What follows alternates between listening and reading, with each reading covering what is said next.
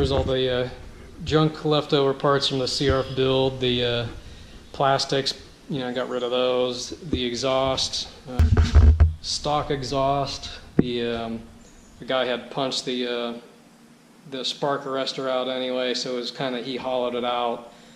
So that thing's junk. Scrap steel. All the plastics, pretty rough. The tires, they weren't bad.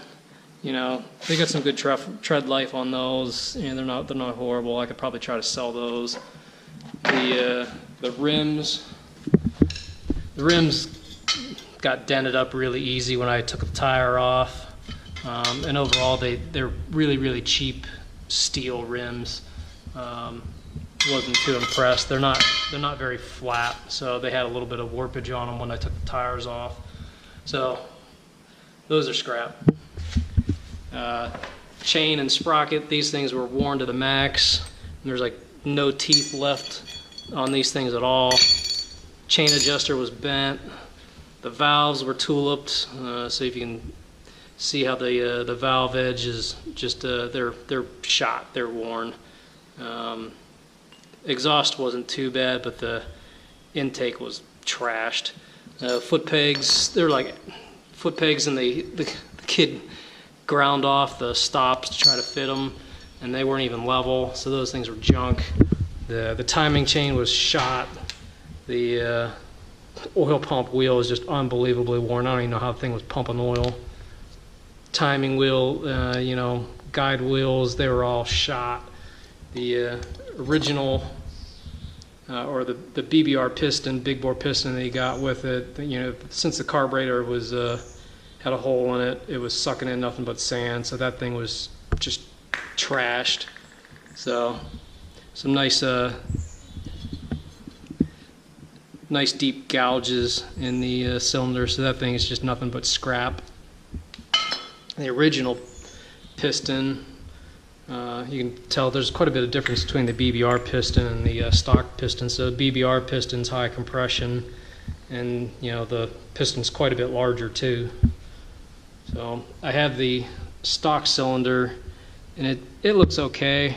I mean, I could probably maybe sell it. So there's not really any no scrapes to the stock cylinder, so I'll put that on eBay, try to recoup some money on this project. The stock carburetor, clean that all up. I'll put that on eBay too, just to see if I can get a couple dollars for it. The transmission bearings, they all felt really rough. They didn't. They had like a lot of rough spots, and they were really gritty. So I replaced those. The oil drain plug was stripped. They actually JB welded the damn thing into the case, so I had to helicoil the case. The oil filter was pretty nasty, so I put a new one in. One of the timing plugs, I had to try to punch it out because it was all stripped. Handlebars, they were trashed. The kid bent them pretty bad, and when he bent those, he bent the shifter pin and the shifter drum. So the shift lever and the shift drum were bent pretty bad. You could tell how bad the shifter lever was bent, just really bad. He must have wrecked pretty good to bend up the gear shift, the shift drum, and the handlebars. And then the oil switch, it was a neutral switch, that was also busted. So a lot of scrap parts that I got, and just nothing but a complete mess on this bike, but it turned out really well. So the finished project bike.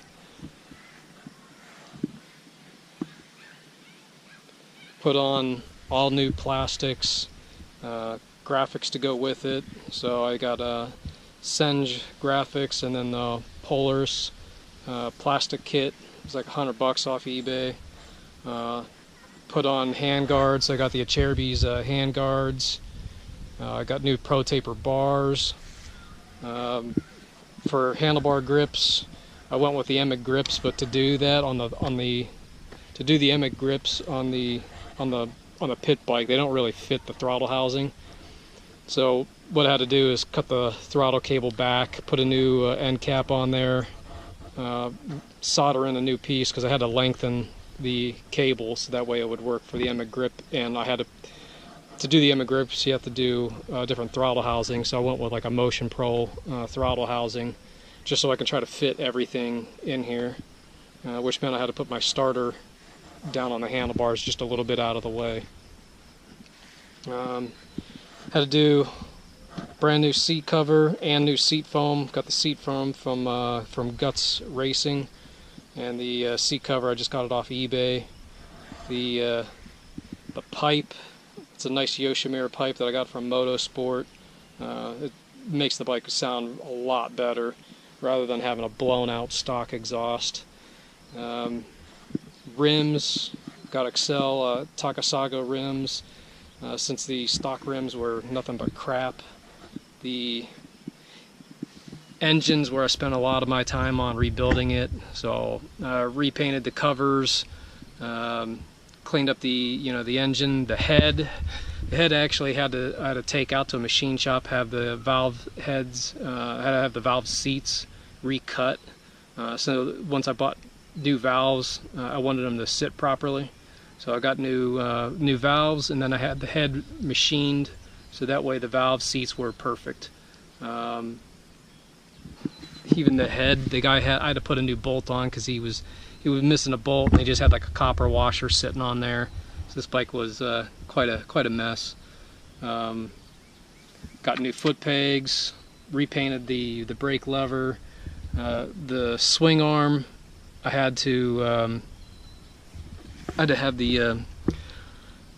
the swing arm welded up. The swing arm had a crack along the center post just from abuse on the motocross course. So I had somebody in Romeo, Macomb Welding, go ahead and TIG me up the swing arm. And they also TIG'd up an engine part for me. So they TIG'd, or actually laser welded, the engine cases. So the engine case, when I pulled the cases apart, the shifter pin was a real kind of a pain in the ass to pull it all apart, and when I pulled it apart, it tilted one of the bearings and cocked it, and so to pull it apart, it was a nightmare. But it ended up busting part of the case, but luckily I was able to get it welded for 40 bucks. I think the swing arm cost me like 20 bucks to get it welded. Since the shifter pin was bent, put a new anodized shift lever to it. Put the BBR skid plate on it, since the bike before didn't have a skid plate and it was getting pretty beat up on the engine case side. So I put a nice aluminum skid plate. So the skid plate was nice. Added on a Yoshimura timing plug. I want to order the other Yoshimura timing plug where it's engraved Yoshimura, but I don't have the cash right now. New sprocket, got JT sprocket and chain on there. Try to match up the black sprocket and the black wheel. Got a nice gold chain to it.